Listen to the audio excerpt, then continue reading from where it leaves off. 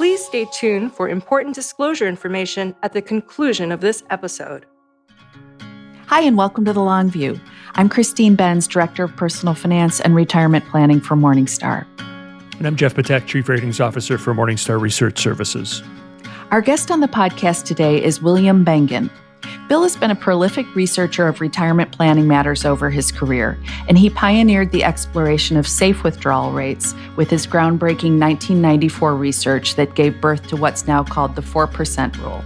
Bill is the former owner of Bengen Financial Services, an independent registered investment advisor that he launched in 1989 after his family sold the soda bottling business that he had helped manage.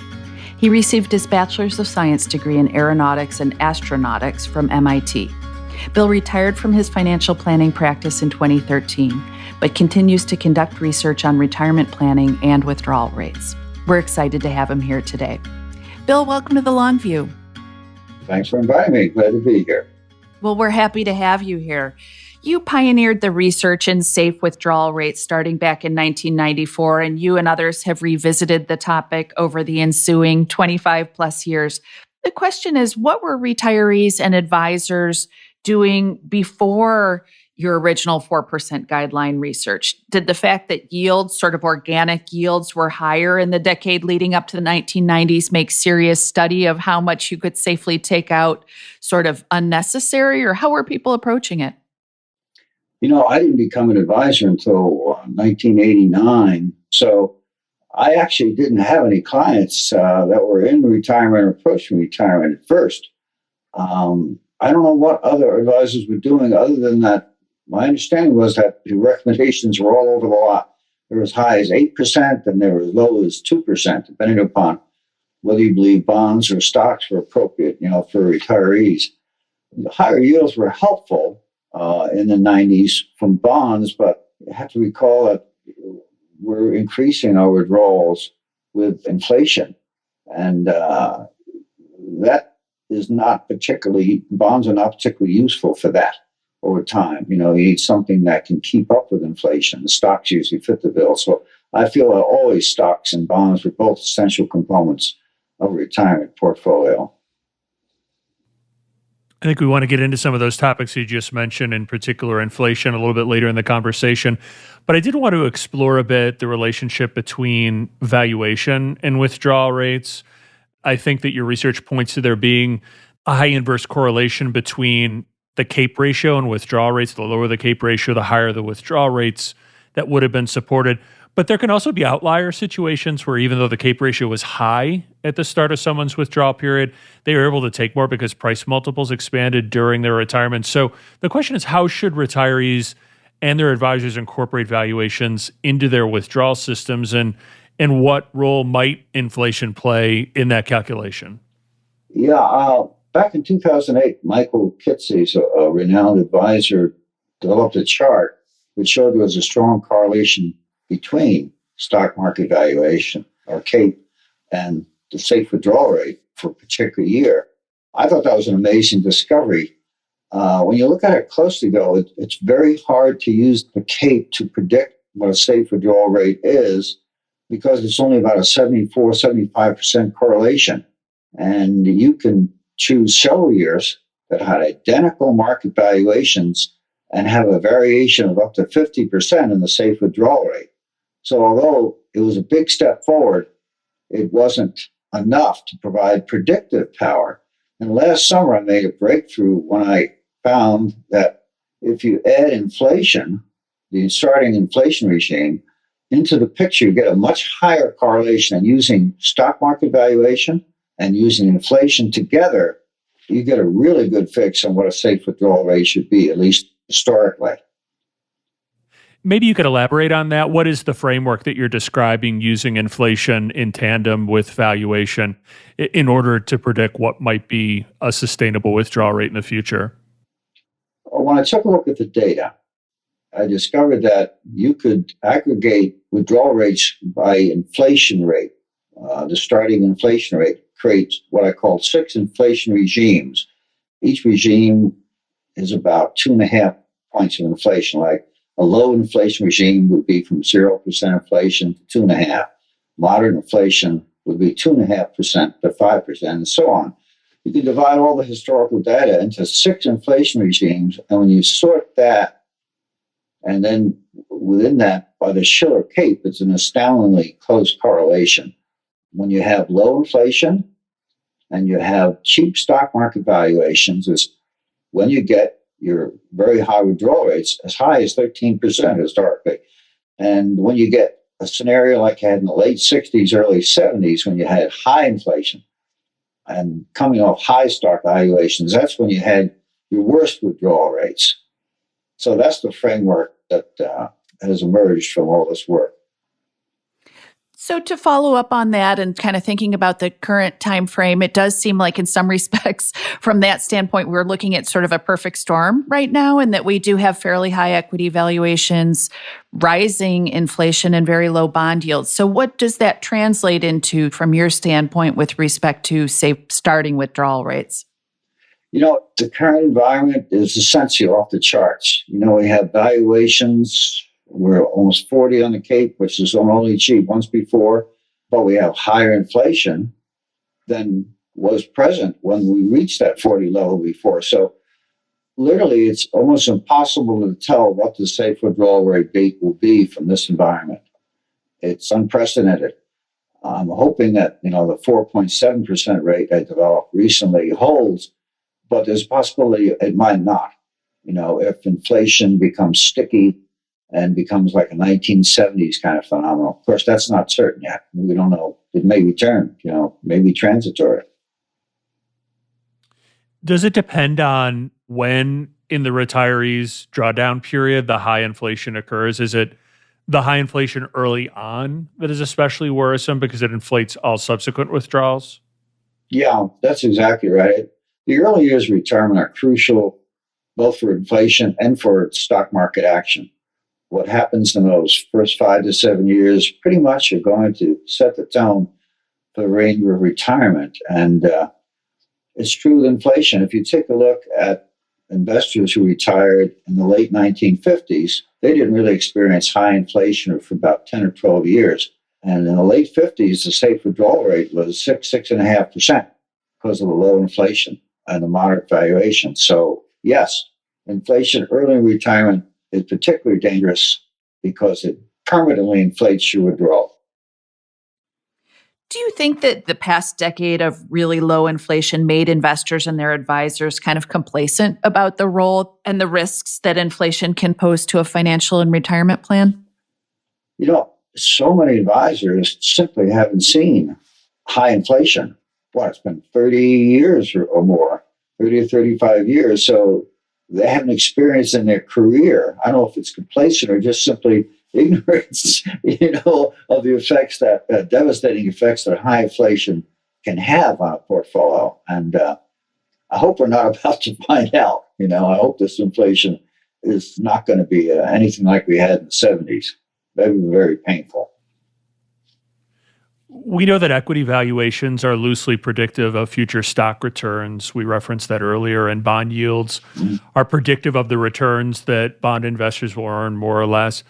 What factors in your experience tend to be predictive for how inflation may play out over a retiree's drawdown period? That's really a question for an economist.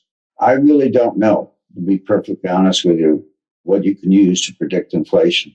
It seems to me it depends on a complex set of factors, because I look at our scenario today and I read a lot of what economists say, and there's clearly a division between very well-respected economists. Some say the inflation is going to be transitory. Others say it's going to be here for a long time. If they don't know, I certainly don't have much to offer in that respect. In our recent research about withdrawal rates, we modeled in a 2.2% inflation rate that came courtesy of our colleagues in Morningstar Investment Management. Is that unrealistically low, in your opinion, for, say, a 30-year drawdown period? What would you recommend that people use? Well, my research, of course, just uses the historical inflation, whatever it was. If you're trying to project it, I don't think that's unrealistic. If the inflation burst we have now is transitory. I mean, that's what we were averaging for quite a few years, I believe, through the last decade or more. And some economists seem to think, we're still in an environment where oversupply is dominant and deflation forces to reassert themselves. So, no, I don't think it's unreasonable, but I have no idea what the actual rate will be over the next 30 years. Yep, we take your point on that. All the same, I'm curious to understand how satisfied, I suppose, you are that the Fed and other policymakers can control, runaway inflation, if we want to call it that. Are the policy tools for controlling inflation better understood than they were even a few decades ago? And could that make inflation a more fleeting phenomenon than it was in the 1970s? Once again, that's a tough question for a guy like me to answer. I'm not an economist. Obviously, back in the early 80s, we were successful. The Federal Reserve was successful in breaking the back of inflation. And they had to take draconian measures to do it, right? We had 2 recessions. They drove interest rates up to all-time highs. I imagine they could do that again. I don't know what other new tools they have, that could be added to their arsenal. But if they have to go that route, it's going to be a lot of pain for a lot of people. Because that was, at that time, I know the Federal Reserve came under a lot of criticism for what it was attempting to do. And it was amazing they were able to hold steady and not be deterred from their course of action. I wanted to ask about how retirees actually spend. The research suggests that retiree spending isn't actually sort of a fixed real withdrawal pattern, that retirees do tend to spend less as they age. So do you think factoring in declining spending is a good course for planners and individuals to use? And would that support a higher starting withdrawal rate, or is it not a good idea to assume that your spending will trend down later in life? Well, I think that's very much an individual thing. And I think back on my practice now and my clients, and they generally, did reduce their travel spending and spending on other items during their later years, but that was offset in part by higher medical expenses and also by their desire to pass on more of their money to their heirs, in the current situation. And I'm doing that myself, even though I'm not spending, as much as I did, let's say 5-7 years ago, for personal reasons. I'm trying to give more to my kids. And if you're going to do that, you have to treat that as an expense, and therefore your withdrawal rate would not be affected. You have to be careful about setting up a scheme or withdrawal scheme where you take more early in retirement and then take less. I think you'd be amazed at how sharply you have to reduce expenses to offset the higher spending rate earlier in retirement. Because once again, everything that occurs in the first 5 to 7 years of retirement has a dramatic effect on what follows. So if you spend at a higher rate in retirement, you may have to take literally a jump off a cliff later in retirement to reduce your expenses, and maybe uncomfortably so. Yeah, and you referenced healthcare costs. I wonder on the flip side, how might healthcare costs fit into the discussion of how much someone can safely take out initially? In some ways, it's sort of the inverse of what you were just talking about. How should one think about that in your experience? Well, I don't think what costs you have, what you can take safely out of a portfolio is independent of what you're spending. It depends upon what your experience is in the markets and what inflation is. So I don't see how the healthcare costs don't themselves affect your safe withdrawal rate. They obviously affect your expenses and what you would like to withdraw from your portfolio. But beyond that, what you can take out of your portfolio is kind of independent of that. You always take pains to note that retirees are all different and that there might be situations when a higher starting withdrawal rate might be appropriate and other situations where a lower one is best. Can you provide examples of each? I think that you have shared examples from your practice where if a client were expecting an inheritance within the next 5 to 10 years, you might have said, go ahead, take a little more. And then in other situations, you might have urged someone to take less early on. Yeah, every client situation is different. If you're really sure of your inheritance, and I don't know how anyone can be completely sure of what and when they might be inheriting, then you could make a case for withdrawing more earlier, knowing that your cash flows would be enhanced later on. That's kind of a tricky area, and you really have to be careful because if you misjudge the situation, you may put a big hole in your retirement portfolio. Somebody lives a lot longer than you expected, or else they decide to spend all their money on something else Right. other than you. So it's a tricky area. And I guess the case for low withdrawal rate was if down in retirement, you were effectively saving in retirement to buy a major expense, maybe a new home or a large RV, travel the country. Then you might want to take low withdrawals earlier to allow you to save, basically accumulate funds for that major expense, let's say 5 or 7 years into retirement. There are a number of flexible systems for determining withdrawal rates, basically tethering withdrawal amounts each year to how the portfolio has behaved. Are there any that you particularly like? Jonathan Guyton came up with some great stuff, which I think can be very useful, particularly if you're just, there's sometimes when you don't know whether you're in a bull market or a bear market. And so if that's the case and valuations are kind of in the middle of nowhere and inflation is, fairly typical, you may want to employ a system like that to take care of some of the uncertainty. I'm hoping, though, that that breakthrough I made last summer where I was able to correlate safe withdrawal rates with inflation and with market valuations may obviate the need, for much of that kind of approach. Because if you have a good, solid, I hate to say correct, but something justifiable by history, a safe withdrawal rate, that you won't need to make big adjustments at all. You can kind of ignore what the markets do. I like to think so anyway.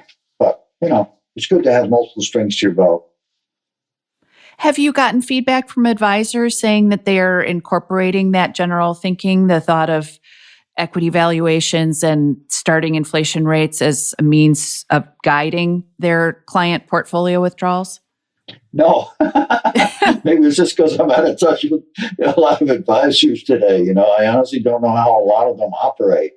I would hope that they would find that advice useful, but I honestly can't say that you're employing. I think part of the problem is it's not yet integrated into any software that advisors use.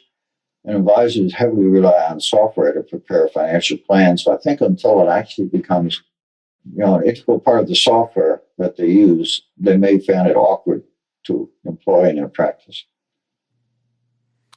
I wanted to return to the quandary that we were talking about earlier, which is the combination of low bond yields, a high CAPE ratio, rising inflation. One response to current conditions is, that they warrant a more conservative starting withdrawal rate is that dramatically increasing the equity allocation might help since bond yields are low, and we know that equities have outreturned bonds in most 30-year periods. Why is a 90% or 100% equity allocation not advisable for new retirees?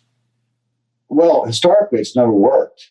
It's been dangerous. It's actually reduced the safe withdrawal rate because if you get into a bear market situation, the portfolio is devastated with that high of an allocation of stocks. And, it deflates it and, damages its capacity to support withdrawals. So I still think something in the middle range, 50 to 60, is good, with the exception is that if you're absolutely sure that you're at the start of a bull market, let's say, or in 1982, and you become optimistic and you see the CAPE is around 7, and you say, how can this go much lower? You might want to take a chance and for several years employ a much higher equity allocation, maybe 90, 100, because when stocks are that cheap, those allocations are actually relatively safe historically. How about the reverse of that, where you believe that equity valuations are notably scary? Would it be advisable to potentially take the equity weighting way down with the assumption that you would ramp it up later on? Yeah, and that essentially that's what I'm doing in my portfolio. I'm only about 20% equities right now because I think the valuation is ridiculous. And if you look at a chart of the CAPE, you'll see that when it reaches these peaks, in 1929, and it did so in the mid-60s, and then around 2000, there was a sharp decline from that. It may take a number of years for it to happen, but it has always happened historically. And I don't know why this would be any different, the current environment. I just can't predict when it'll happen. It'll be 6 months, 2 years, who knows? But I'm a believer that, mean reversion, if we don't have mean reversion, it means we're in a whole new era. And then, the historical data doesn't mean really that much. So I guess we'll have to wait and see. Yeah, with respect to a portfolio's equity allocation, I think you've indicated that diversifying a portfolio's equity sleeve, specifically raising allocations to small and mid-cap and international stocks, can help lift the portfolio's withdrawal. Is that recommendation based on this particular moment in time when those asset classes appear to be relatively inexpensive by some measures, or is that more of an evergreen recommendation? It is evergreen. It's broad brush across history. I know when I did my original research, I employed just 2 asset classes, U.S. large cap stocks and treasuries, intermediate term treasuries. That's where I got that 4%, 4.15. Then when some years later, I had just one asset class, small cap stocks. It jumped to 4.5%. And if you look, it wasn't concentrated on any one period. It raised the withdrawal rates across the spectrum. And then my latest research, I added 4 more asset classes, 3 of which were stocks, and went from 4.5 to 4.7. So it looks like we're approaching some kind of a diminishing returns here, that adding additional asset classes may not generate much more in the way of increases in withdrawal rates. So I don't know where that point would be. I would suspect somewhere around 5% or so would be about as high as we might get, maybe a little bit beyond. I'm curious, have you thrown in any alternative assets into the mix to see what would happen to commodities or anything like that? No, I haven't, primarily because I can't find databases that go back as far as 1926 for these assets. I'm trying to be consistent in using the database, that begins in 1926.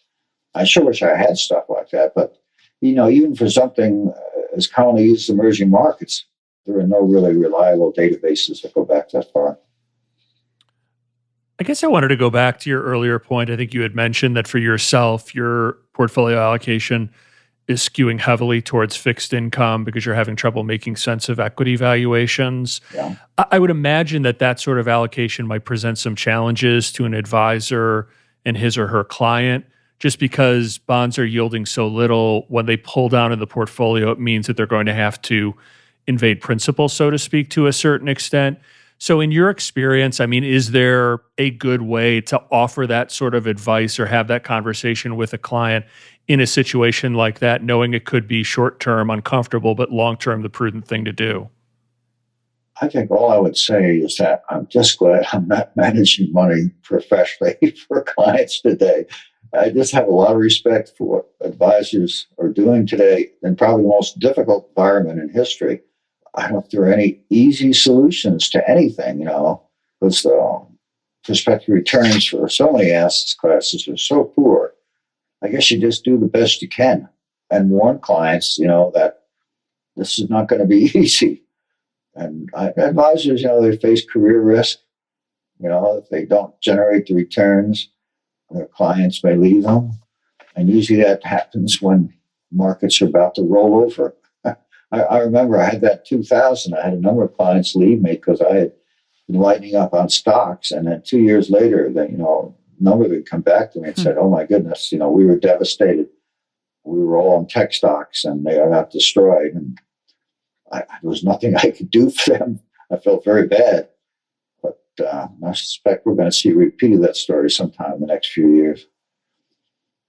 I wanted to ask about when people take their withdrawals, where they come from. I'm super interested in this topic. What do you think about the idea of varying the withdrawal source based on market conditions? So you might pull withdrawals from cash and bonds when stocks are down with an eye toward leaving them in place. Does that have the potential to improve sustainable withdrawal amounts, sort of a tactical approach, if you will, to taking withdrawals? I think that happens naturally to an extent anyway, because if you're rebalancing the portfolio, let's say once a year, you're going to be taking most of the money from the asset class that's done the best, in effect, so that, in years in which stocks have done well, most of the money will come from stocks. And vice versa, when bonds have outperformed stocks, most of the money will be coming from bonds, presumably. This is a natural consequence of the rebalancing process. Maybe to stick with rebalancing, I think you've indicated that you've been doing some research on the role of rebalancing in retirement and that you think rebalancing less frequently than, say, once a year is better. Why is that?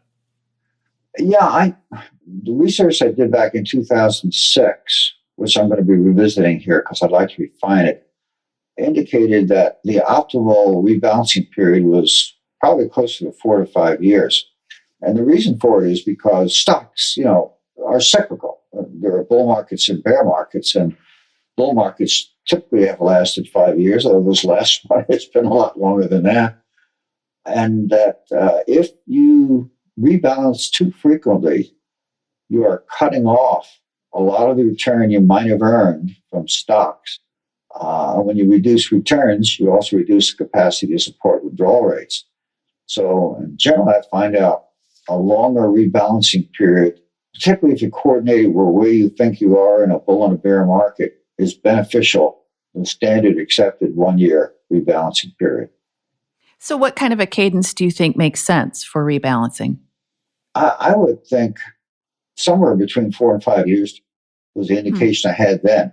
Now I'm going to take a look at that a little closely to see if that's how much that's dependent on where you started, in the stock market cycle.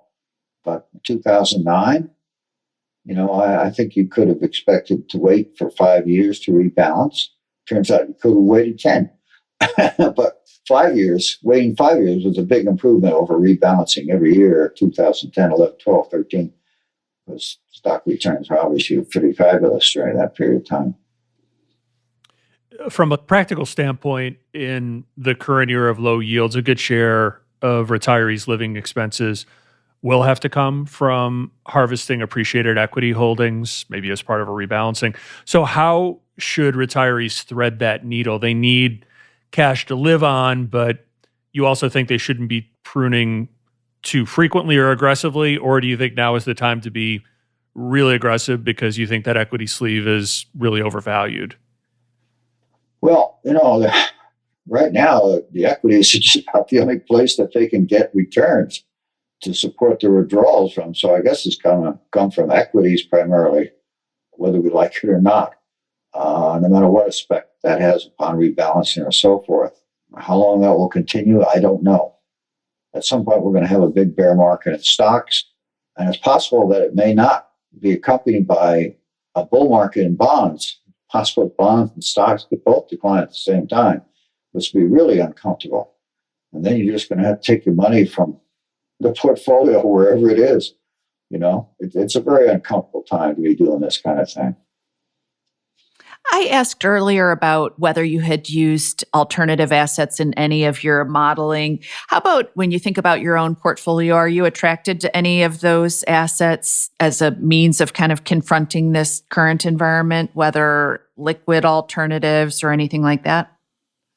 Yeah, I have some holdings in commodities, some holdings in gold, a small holding in digital currency, Bitcoin. I'm trying to spread my bets out as much as possible. I think diversification is even more important now than it usually is because so many asset classes are overvalued. We really don't know where the returns are going to come from over the next 4 to 5 years. I wanted to talk about maybe your own experience. You've been retired for a while now. Can you discuss how you've approached withdrawal rates and asset allocation for your own retirement plan? Yeah, I retired in 2013, and I used a 4.5% figure then because I thought stock valuations were pretty high even then, but nothing compared to what they are today. And that's worked out well. I was reasonably fully allocated up to a couple of years ago. Cape started getting into the mid-30s, and I started to pare back things. But my withdrawal rate, if you look at how it's evolved, it was at 4.5% 2013, and if you measure it today, it's around 3.5% because the portfolio has grown significantly during that time, which is nice. Gives you kind of an extra measure of safety in there. I imagine next bear market that will balloon back up to something higher than that. But The last decade has been a boom for retirees. It's been a fabulous experience. It's hard to make a mistake. Don't think it's going to be so easy going forward. Wanted to ask about the great financial crisis you referenced earlier, sort of the 2000 through 2002 period and clients who left and then later regretted that. It sounds like in the 2008 period, you helped your clients avoid the worst of the market losses, but you felt in hindsight that you were a little bit slow in getting them back into stocks. So what role, if any, should tactical asset allocation play in retirement? And also, I guess I'd like your thoughts on how good advisors are at that practice of tactical asset allocation. We monitor data on professionally managed mutual funds, and we see that a lot of the tactical asset allocators aren't that great at the end of the day. Yeah. So why should we think that advisors would do well at that?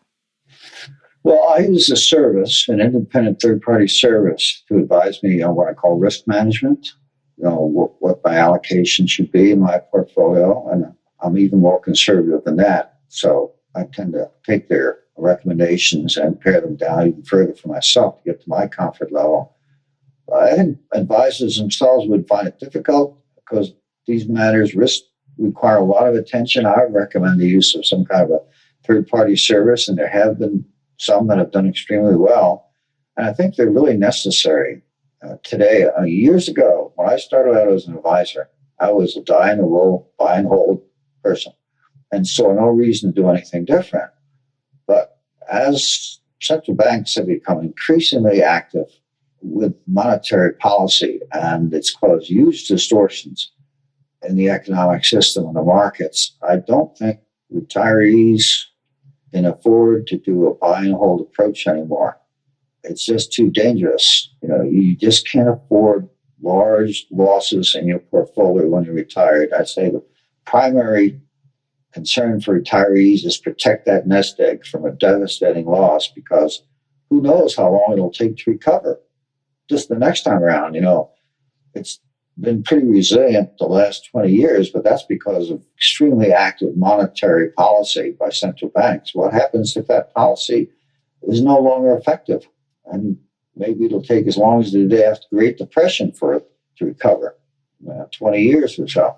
That's a scary prospect. So I think myself that retirees, with the help of an outside service or their advisors, should be prepared to be more active protecting their nest egg. That's just my point of view. And that's useful. Do you think that one of the factors here for some advisors is because strategic asset allocation has become almost writ? It's sort of the conventional wisdom that there's a reluctance to stray too far from that. And so you get kind of this groupthink where, they really are just going to sort of stick to the buy and hold approach to which they and their clients have become accustomed. Well, yeah, there's a risk for that. I think the environment has changed sufficiently. You have to start looking at it another way. Risk management, to me, is at the fore of consideration today, not return. And so you need a different approach. And it is uncomfortable because the buy and hold approach was successful, for so many years, from the 50s, 60s, 70s, 80s into the 90s. For 50 years, it wasn't necessary to consider anything else. But I think, after having, in the last 20 years, 3 pretty large bear markets, which had never happened before, and now we're at valuations that threaten an additional large bear market, behooves advisors to examine their basic principles and consider alternatives. You mentioned that you use an outside valuation service to help gauge how much risk to take in your portfolio. Can you give a sense of how people should evaluate those types of firms? What should they be looking for to tell if it's a good quality firm? It seems like there are, frankly, some charlatans in that space. So how can someone size up whether a firm is worth its salt? Yeah, I think you have to look at their track record. Literally how they performed in all those critical episodes we have, 1987, 1992, 2000, 2008, 2020. How successful were they in protecting clients' capital? That's really the bottom line. And they should be able to demonstrate to you that they added value by their risk management approach. And if the numbers don't add up, then it's pretty straight, cut and dried. They just don't cut mustard. What has been the main surprise for you, financial or otherwise, in your own retirement? How darn busy I've been. I mean, I had no idea what I was going to really do in retirement. I just knew I wanted to go and put myself in a situation I could be a better grandfather. My grandson was born just at the time I was retiring. And it's given me a lot of time for him, but the last 8 years, I've written 3 novels. I haven't gotten any published yet. I've only gotten 1,000 rejections, so I still got a lot of agents to work through. I've added to my research and the 4% rule. Really, I view what I'm in not as retirement as much as almost a fourth career. I've had 3 earlier careers, and I do have a little bit more time for golf and bridge and tennis than I had before. There's no doubt about it. But still, I'm fascinated by the world and what there is to learn, and I want to continue learning. And that probably is the main focus of my retirement now, more than anything else. Do you think more retirees should use that model where they're not just doing golf and tennis and bridge, but embracing some other hobbies as well? Sounds like you do. I hate to take my preferences and suggest other people should do it, because everyone is different. I know folks out here who play golf 6 days a week, and they enjoy it. They're having a great time. Or they play tennis 5 days a week, and they don't want to be doing what I'm doing. They don't want to hear about it. But I think it's good that everyone has some kind of a strong interest or hobbies they can structure their retirement about to give their life a pattern. The worst thing you can do is enter retirement in kind of a listless mode where you don't really know what you want to do or what activities you're going to be involved in. That's dangerous, I think. If you catch yourself adrift in the seas of retirement, you could drown in them very easily. Well, Bill, we want to thank you for taking the time out of your busy retirement schedule to join us today. It's been a real treat for Jeff and I to spend time with you and to chat with you today. Thank you for doing it. Well, it's been a lot of fun for me, too. Thanks for the opportunity. Thanks again. Thank you for joining us on The Long View. If you could, please take a moment to subscribe to and rate the podcast on Apple, Spotify, or wherever you get your podcasts. You can follow us on Twitter at Christine_Benz. And at SYouth1, which is SYOUTH and the number 1. George Cassidy is our engineer for the podcast, and Carrie Gretchick produces the show notes each week. Finally, we'd love to get your feedback. If you have a comment or a guest idea, please email us at thelongview@morningstar.com. Until next time, thanks for joining us. This recording is for informational purposes only and should not be considered investment advice.